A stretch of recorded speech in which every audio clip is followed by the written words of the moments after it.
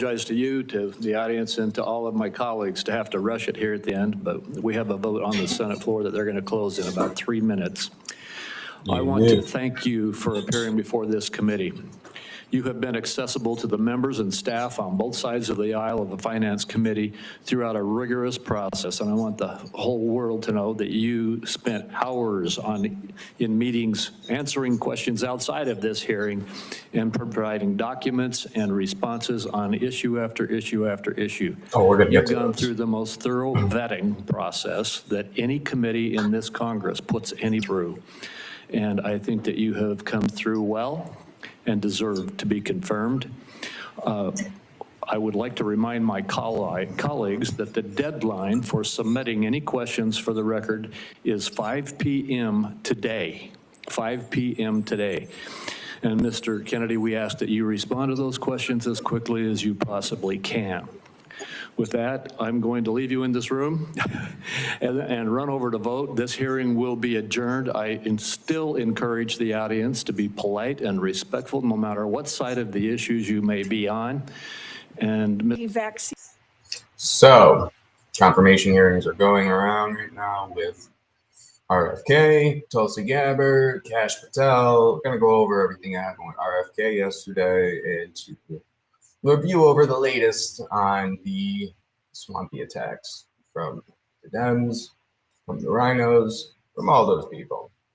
And before we go into that, just make sure you hit like and subscribe down below. I would really appreciate it, as you'll get more content throughout each week on what is going on in this world. So let's get to it. Influencer let's hear what they got to say. Is, quote, profoundly monumental for this movement.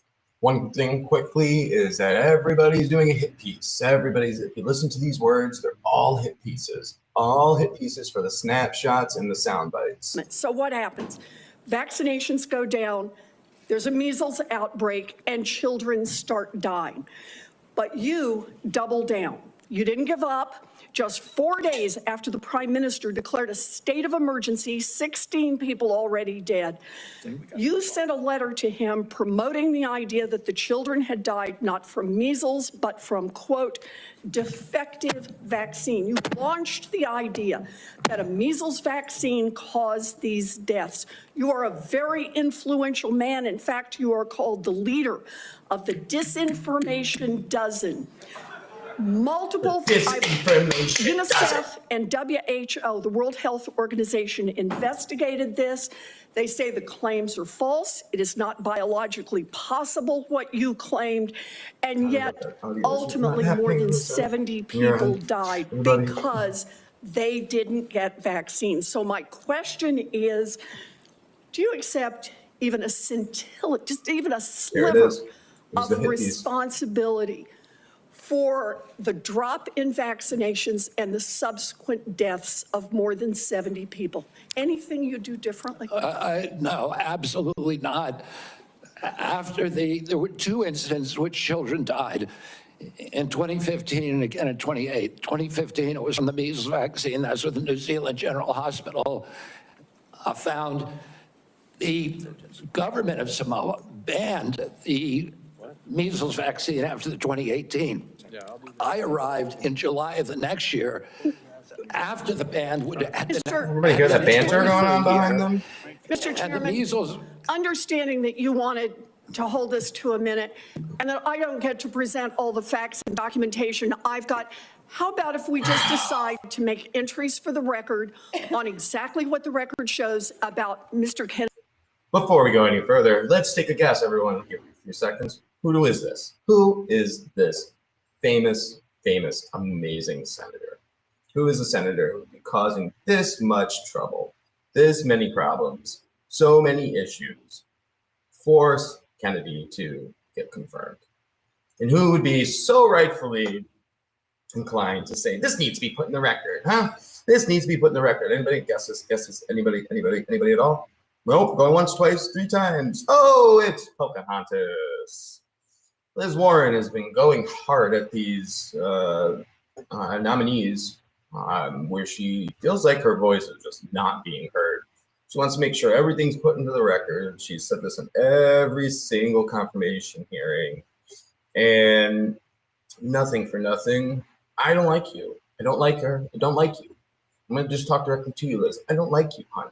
I don't like your attitude. I don't like the way that you talk to people. I don't like the way you're treating people. And I don't like the way you ran your presidential campaign either. Didn't connect with me. Didn't vibe with me. However, give it up, girl. You're doing too much. Kennedy's participation. And I think he's answered the yes or no question. He takes no responsibility. Senator Warren, we will do that. He doesn't have any responsibility. Mr. Kennedy, and to all The man's got no responsibility. the senators, every senator knows that following this hearing, they will be able to ask you questions off the record, and you will be able to put answers back onto the record. So please give that answer. I apologize that we're shutting you off for giving a full response right now. I don't think he's that sorry. Senator Smith, and we are way over time. Thank you, Mr. Chair. So, Mr. Kennedy, you have said that you want to give infectious diseases a break for about 8 years. You spoke about this with Senator Cantwell. My question to you has to do with avian flu. Over 100 million birds called. The disease has spread to dairy cows, and there are now 67 confirmed human cases and 1 death. So, Mr. Kennedy, do you intend to give research on bird flu a break?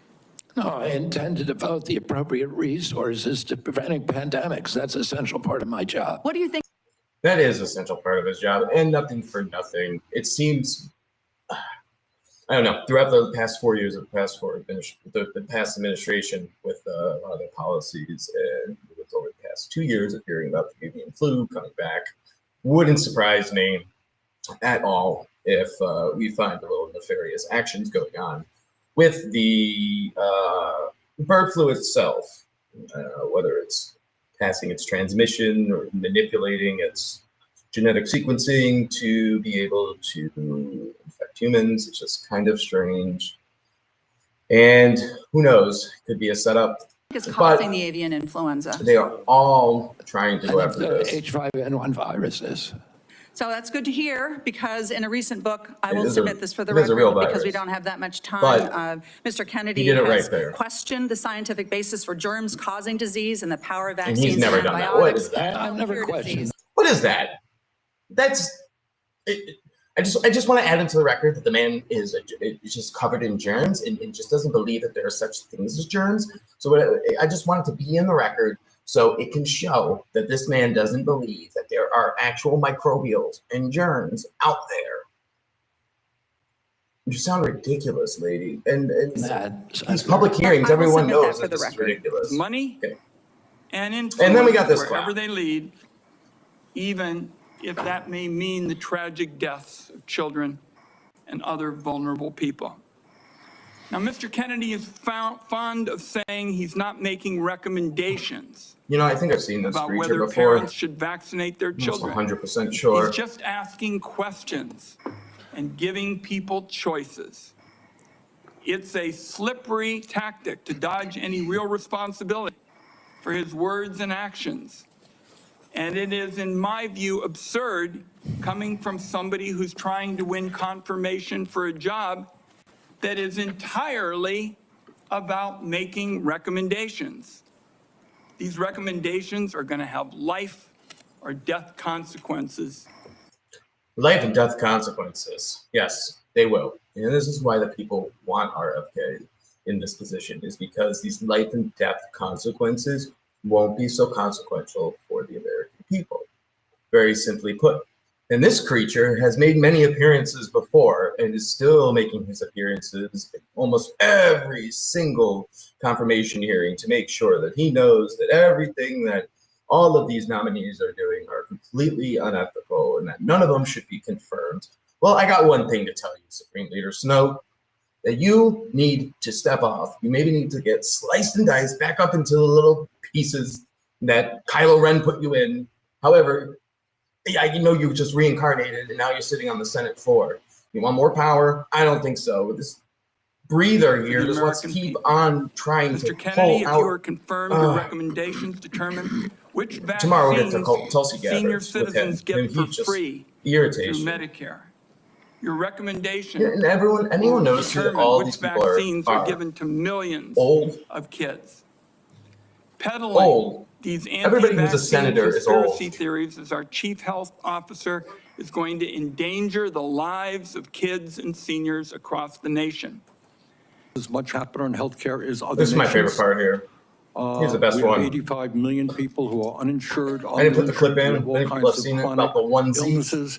Our life expectancy My man here is obsessed about the onesies, trying to get him talking about supporting anti-vaccine onesies for babies that he had nothing to do about. But I figure that I think that this clip is a little bit more important from the Sanders the Kennedy exchange. is lower than other countries. And for working class people in this country, they are living 6-7 years shorter lives than the top 1%. We got a problem, okay? And I'm going to suggest some ideas that I think can remedy that. Okay, John. Last Okay. year, the insurance George. industry in this country made George over Steinbach. $70 billion. That's 70 billion with At a the same B. time, 85 70 million billion with a Americans B. uninsured or underinsured. Do you agree with me that the United States should join every other major country on earth and guarantee health care to all people as a human right? Yes? No? Senator, See the gotcha questions there. Trying to ask him if it's a human right. He answers this beautifully, but to twist around the issues with healthcare and making healthcare a human right, you know what? I'm gonna let the good old senator explain it, because the way that he explains it, it just takes the answer and smacks it right back in his face, because it isn't just a natural right. that question. Healthcare a human right? Is healthcare a Constitutional human right. It's not a constitutional right. Free speech is a human right. Yeah. I would say it's different, because with free speech doesn't cost anybody anything, but in healthcare, if you smoke cigarettes for 20 years and you get cancer, you are now taking from the pool. And so are you guaranteed the same right, And if or is there also a duty? I'm sorry. I'd love to talk for an hour with you. We got a few minutes left here. He's got onesies to get to. No, he answered that beautifully. What he was basically allaying was that it's just not fair if everybody's going to be on the same, you say, universal health care. We'll give it that name. Same universal health care. It's just going to be completely unfair to those people who go to the gym, work out, eat healthy, do everything right. That their copays, everything else must be higher because of someone else who smokes, has a chronic disease, and needs constant medical attention. Now, I know this from my own experience, living still on the Medicaid services. I personally am in the process of writing a letter to the White House regarding the Medicaid issue, the Medicaid crisis. It is one of the biggest expenses, as we all know, for our country. And with being one of the best in the world, we should have the best and the greatest technology to help combat some illnesses out there, like adult onset diabetes, obesity, HIV, and definitely some forms of cancer that are completely preventable and are the biggest eaters of the Medicaid system. From my own personal experience, someone who lives with HIV and who knows that the medical system is not the greatest. Simple solutions to cost benefit analysis, because nothing for nothing, I'm pretty sure everyone is aware of how expensive those medications are. If I didn't have Medicaid, it would cost me almost $4,000 a month to try to stay alive. And I think that is really the big root of the problem, is that we need someone in NIH like RFK who's going to go in and look at the pharmaceutical companies and be like, why the F are you charging this much? Why? Why does it need to be $3,800 for a month's supply of a necessity item? However, they'll send a full prescription to a 15-year-old who needs it for benzodiazepines, and they'll give them 4 refills and X, Y, and Z with it. And it makes no sense because the pharmaceutical maintenance for like the virus HIV is a maintenance, and you always have to be on something. You figure they would have developed a cure by now, which I can give 99% certainty that there is a cure. The only reason why there hasn't been a cure out yet is because of the benefits going into the pharmaceutical companies and throughout the insurance companies as well. Many other people have covered this with the debacle with the insurance companies, the adjusters, the amount of kickbacks that everybody gets with them. And, you know, it doesn't leave any room for people's actual well-being when it becomes a monopolistic and capitalistic marketplace. However, it shouldn't be like that. There really should be, in my personal view, there really should have some sort of regulations when it comes to regarding medication, people, what they have, how about that they're going about their lives. Are they trying to improve themselves? Because I live my life very healthy. I try not to put anything that's going to harm my body. I definitely don't put myself in risky situations anymore. And, you know, nothing for nothing. It wasn't like I was looking for it. It was, you know, bad situation. And the bottom line is that if there was a cure out there, there would be a lot more healthier, productive members of society who would already be in society contributing instead of taking away from the pot. They would be giving to the pot. And I think that's a really big thing that needs to be looked at, is that people who are on Medicaid for these specific illnesses, diseases, you know, HIV, adult onset diabetes, the things that we can simply cure, you're gonna have to start working on it. You know, like I said, staying healthy is a very important thing.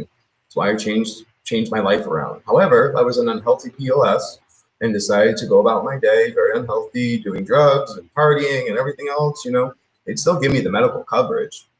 So I get where RFK is coming from with everything, is that it's not fair because people don't have wake-up calls until they die, and they wake up dead, which conundrum in that one. But that's just the bottom line and the truth. Every other country on earth says healthcare, whether you're poor or rich, young or old, is a human right. I'm not hearing you say that. All right, you've talked about the drug companies, and maybe I love we just agree the on this gotchas, one. man. As you all know, The despite the gotchas. drug companies making over $100 billion in profits, Yeah, paying no shit. CEOs outrageous compensation packages, we in some cases pay 10 times more for the same drug. Yep. Will you support legislation that I will introduce which says that in America we should not be paying a nickel more for prescription drugs than people around the rest of the world? I think they need to rewrite that. He needs to rephrase it, saying people that need vital medication to keep their lives going should be brought down to almost a nickel for the cost. You know, it shouldn't be that. You know, there are just a lot of examples of, you know, GLP-1, for example. Someone who doesn't really need to lose weight because it's not going to threaten their lives, then they shouldn't be prescribed that, but they do. Benzos, same thing. Someone has anxiety, but not that bad of anxiety, they'll still give it to them. And it's just, you know, I think it has to really do with the decisions of decision makers who have that power in their hands.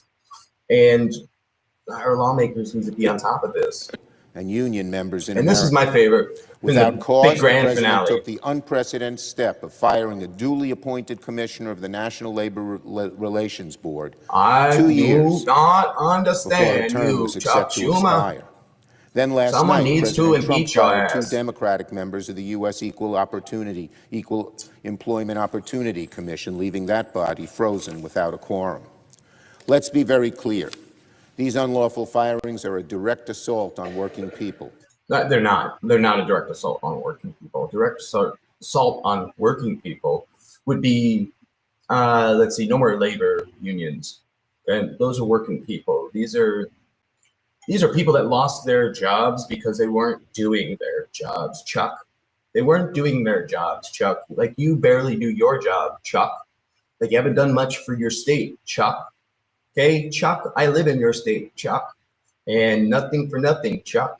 You're running out of luck with all the words that you're trying to amok. So please, I don't really give up what you have to say. Just please stop acting like a lame duck. The president's that all decision rhyme? will increase workplace discrimination, It worsen won't. unfair It hiring won't. practices, It's and only erode workers' discrimination is going to ability be to there. push It's for better discriminating wages and against the safer people working who are just conditions. against keeping What America these first. firings will do is stack the deck against employees trying to organize or join a union to get better benefits and better pay. Donald Trump, he says he wants to help working families. This is no way to do it. And these firings are clearly unlawful. Unlawful. These Chuck, you're purges are fired. another example of Donald Trump's lawless presidency, like his pardon of insurrectionists, eliminating independent watchdogs, and illegally freezing congressional-approved funding. In other words, getting rid of all of the fail-safes, all of the backups, all of the things to try to cover your ass from exposing the truth on what the American people need to see and who these people who are leading us really are. I think the main problem with our whole governmental system is really the senators. And it seems like that the senators are more apprehensive to making things better than keeping them the same. And I think it's because they all benefit from this. And there really needs to be a lot of reform change. You know, the term limit thing for senators may be a smart idea because from an outsider looking in, it really boils down to the Senate is causing most of the problems because of all of the old heads that are in there. And it's nothing for nothing. It's time to primary people. And you're coming up, Chuck. You're coming up in 2026. And I would love to see someone run. I will run against you for all I know, you know, because I don't really think that you represent the New Yorkers who currently live in New York. I think that you're an old elitist and all of your old elitist friends have died. And you're the only one left of the dinosaurs, and you're trying to bring them back with Jurassic Park. And sorry, John Hammond was right. You can't do it. And life will find a way. And as it is now, this is you panicking because you're realizing that chickens are coming home to roost. They are coming home to roost. And I hope that everybody enjoyed this. I really, really do. I really enjoyed going through and breaking down some of the nonsense throughout the day. Hopefully tomorrow after my radio show that I have to do in the morning for the weather, I'll be able to do another segment in the morning. I was watching the Kash Patel and Tulsi Gabbard confirmation hearings that are both phenomenal today. I'm sure people will see clips of them throughout the night and evening. And hopefully I'll have some new information for everybody tomorrow. And I really do enjoy everyone who did tune in. And please make sure you like and subscribe for further content. And I would really appreciate that. And please comment below if you like something, you don't like something, you love my face, you hate my face. I would appreciate it. Everybody, until the next one.